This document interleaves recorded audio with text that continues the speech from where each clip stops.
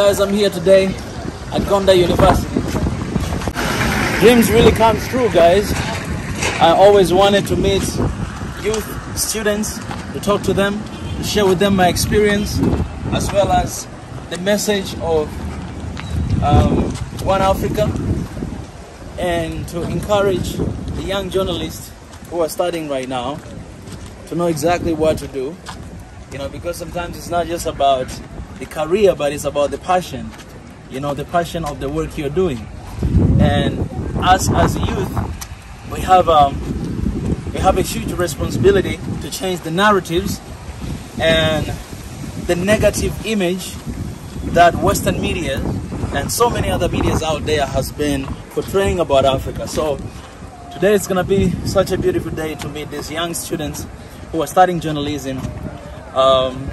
Am I gonna meet other students as well? Yeah, also theatrical and some of film and television production students. Oh man, yeah, I'm excited. And for that, I want to appreciate my brother right here. Thank you so much for making this possible, and my brother behind the camera as well. You know, these guys have been very kind to me, and I've been having a blast because of them. I don't know what I would do without them. Coming here, they didn't know that I was coming here like beforehand, right? And they had their own programs. They are busy. They're lecturer. They have a lot of things to do, but they just decided to set their time aside to support what I do, and for that I really appreciate them.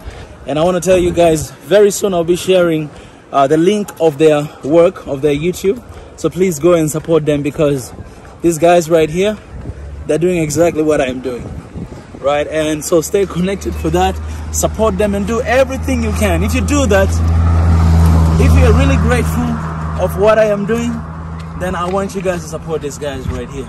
You can trust them 100%. Yeah, so I really appreciate for that. Thank you, thank you. So guys, we're here walking all the way to the last floor. I don't know how many floors they have here. How many? Is it 10? Oh, 5. 5. Okay, so we're going there.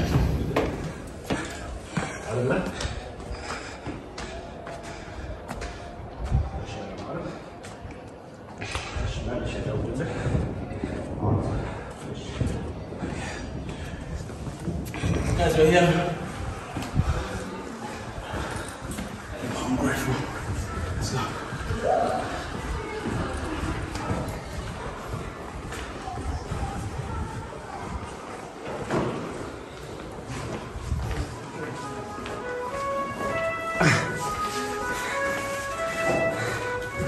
Come on. Salute. Staff office, this one. Why not? Yeah. Let's see. Staff office. Right? Yeah. Sorry. So.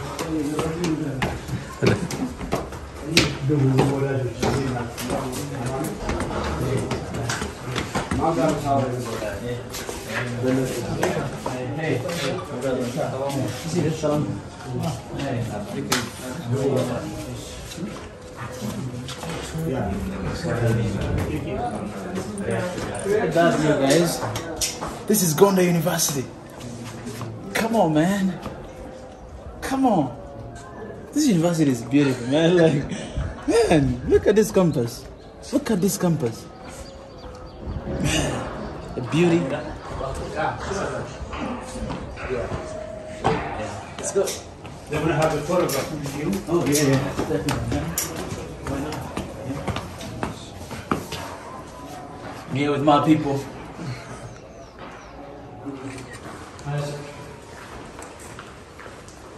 It's gonna be an amazing day.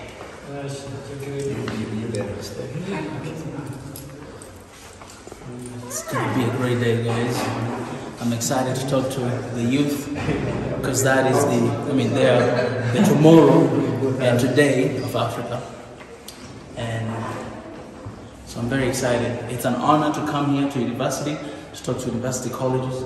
So I want to appreciate to the administration who allow me to come and to talk, because it requires a lot of trust. Trust somebody, talk to your kids. Yeah, it's not a simple thing. So I want to appreciate the administration and everybody who made this possible. And I'm just chilling. Soon I'll be getting in there. Talk to my people. I was born to do this, guys. It's good. No?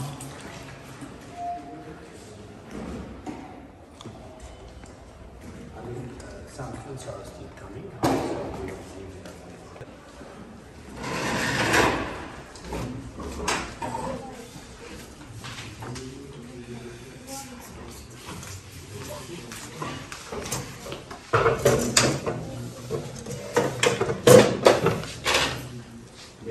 Lightly invite him in front of you and please welcome him. Hello everybody. My name is Mika. What about you guys? I would like to know your names, but yeah, just let's go around and introduce each other, right? I would love to know your names. Do you mind to start? My name is Kasai Kidam. Kasai. Yeah. Nice to meet you. My name is Fantetla. Oh, nice to meet you, brother. My name is Andwale Loikasa. Oh, I love you, man. My name is Gonder. Oh my goodness! Wow, appreciate it. Nice to meet you. My name is Abil. Huh? Abil. Yeah. All right. First, thank you because you are providing so wonderful chance to come about myself. My name is Baraka. Oh, nice to meet you, brother. We took picture outside, right? Yeah. My name is Gita Samola. All right. Hello, my name is Lydia. Lydia. Oh, that's easy. Mahadir. Eh? Mahadir. Mahadish. All right. Sunlight. Sunlight. Oh, God. Salamat. Salamat. Salam. All right. My name is Albert. All right. Thank you. Eh? Beletta. Okay. Eh? Masai. Oh, Masai. We have Masai tribe in Tanzania. My name is Haimanut. Haimanut. Oh, Haimanut is easy. I know Haimanut. Eh? Eh? Hanam. Hanam, nice to meet you. My name is Nice to meet you. My name is Yapsalatan. Eh? Yapsalatan. Absalatan. That sounds like a movie name. What about it? Rihanna. Eh? Rihanna. Rihanna. Oh, that's easy. Yeah, I know Rihanna. My brother back there? My name is Hussein. Eh? Hussein. Hussein. Nice to meet you, brother. My name is Idris. Idris. Kadus. Kadus. Nice to meet you, brother. Sorry. My name is Minasa. Eh? Minasa. Minasa. Yeah. All right. Solomon. That's easy. Baraka. Baraka. Yeah, we met outside, right? Appreciate it, man. Eh? Jonathan. Oh, that's easy. Guys, I am grateful to know you, even though I might not remember all of your names, but at least we got a time to know each other. Well, yeah, so this is the page called SWAHILI Nation, and I started like 2.5 years ago. That was the time that I was in South Korea. I started in South Korea. I graduated like in 2018. I studied economics. That's my major. And after I graduated, I got a job in South Korea. So I worked for some time, for like 8 to 9 months. And it was a nice job. I had good money, good amount of money. Every month they were paying me like $3,000. And I had insurance, I had visa, I had everything you could ask for, right? I had everything. Because you're in another country and then you have a good job and you're doing your stuff. But after 8 months, I realized that I was not meant to be there. Because for me, throughout my life, I never wanted to be employed. I never saw myself like working for someone. I always wanted to work for myself because I always believed I had ideas, I had things that I wanted to, I wanted to show the world. And if I am employed, I just felt like I will be limited. Every time when I want to do something, I need to go to a boss and ask, hey, can I do this? And they say, go. If he said, don't do it, I don't do it. So I just stayed there for 8 months. And then after that, I submitted my resignation letter to the boss. And when I was quitting job, mind you that I'm in South Korea, right? I have a job, so I need money to provide for myself. But when I submitted, I didn't have a plan B. I just wanted to quit the job, but I didn't have a plan B. So after I quit the job, all of a sudden I lost everything. I didn't have that salary, $3,000 every month. I didn't have it anymore. I lost all the insurance, health insurance, tax, whatever. I lost all of them, and I lost my visa too. Because when you work, they give you like the working visa. But because I quit, they took away the working visa. And so all of a sudden I found myself that I don't have money to pay for the house. I don't have money to pay even for the food.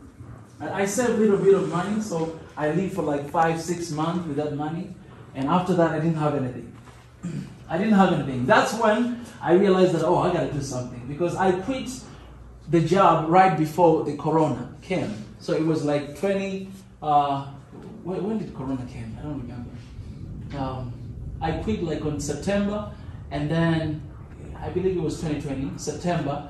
And then 2021, like on March, the corona came to South Korea. But before that, December 25th, it was Christmas in 2020, December. That's when I started SWAHILI Nation. That's when I opened it. Because I was like, all right, I quit my job and I was trying to find another opportunities to do, but because of, you know, the competition and all those things, I couldn't find a job. So I was like, okay, I gotta do something on my own. So I started in SWAHILI Nation. That's when I started this. I remember it was Christmas. And then the next year, March, it was December. So 3 months later, Corona came to South Korea. And people, they were not going outside, they were not going to work. And everything, like the churches, the jobs, the work, everything, it moved to the digital. Like that's when like YouTube started to, like everybody was just doing everything on YouTube, even classes, everything. So it's kind of like, it was kind of like God's plan, right? To quit the job, to start YouTube on December, and then March, Corona came. So a lot of people, they started to, you know, to look up on like YouTube and all those kind of stuff. And they found SWAHILI Nation. So I started then, but when I started, I didn't start because of money, but I started because of passion, right? Because I really wanted to give my ideas to people out there, right? And so I started on March. I remember at that time, and I started with reaction video, as my brother here said. I didn't start with Ethiopia in the beginning. I just started to do reaction for Tanzania and Kenya and South Africa sometimes. But then later on I realized that one day I came across this one Ethiopian song. I think the artist, his name is Gidi, if I'm not mistaken. I saw that video and I did reaction to that. And I really loved it because it was my first time to do reaction on Ethiopian music. And I saw this one guy and I loved it. So after I did reaction, it's actually in here, but I think internet is a little slow. After I did that, a lot of Ethiopians, they started to comment, right? Oh, can you do reaction for this? For who? So a lot of people, they started to suggest like Teddy Afro, like Rofnan, you know, like Berigi, like, you know, all these different, you know, different people. And I started to, you know, to search them. And I found Teddy Afro. You know, he's my favorite actually artist. I started to do reaction for him. And I gave him nickname. You know, Teddy Afro's nickname is the Voice of Africa. So if you hear the Voice of Africa, that's the nickname that I personally gave to Teddy Afro. And after that, it was just love. You know, people, they just love so much to see someone who is non-Ethiopian do reaction on Ethiopian music. But for me, I was just doing because I have love for music. I'm a musician myself. I play guitar, I play piano, I sing, I write, I rap. So I'm very interested in music, right? And, you know, and through that music, I think I got connected with so many Ethiopians all over the world. Because at that time, I didn't see anybody doing reaction to Ethiopian music, like non-Ethiopian music doing reaction to Ethiopian music. And that's when I began to know and to study and to learn about Ethiopia. Because back in the days when I went to Korea 2013, I didn't know anything about Ethiopia. I had a friend, I just knew that Ethiopia, they have nice food, because he will always make like dorowat during Ramadan, and then I'll always sneak in his room and eat together every time when he did futari. So I just knew, the only thing I knew about Ethiopia was food. But through music, I got exposed to the culture and to the people, and since then I think that's when I began to be very interested, because I've seen a lot of times Ethiopia in the Bible, you know, and I was wondering, like, you know, what kind of place is this, Ethiopia? So I did reaction for like one year and a half, and then so every time when you have seen, if you have seen my reactions, you realize that my reaction is very wrong. Sometimes it's like 20 minutes, because I do reaction of the music, and then at the end of the session I always had a session to do a little bit of speech, to talk to my people. And then I realized that, oh, I think I should start doing something like that, talk about something, because the more I got to know Ethiopia, the more I got to understand what Ethiopia is going through. Yeah. But long story short, because there's a lot of things to talk about, I want to come back to you guys, because most of you here are journalists, right? You guys are, you know, are learning and studying to become a journalist, right? How many journalists do we have in the room? I'm just asking you a question because I want to see if we understand one another. So yeah, all those are journalists. Okay, let me tell you this. I'll cut the story short.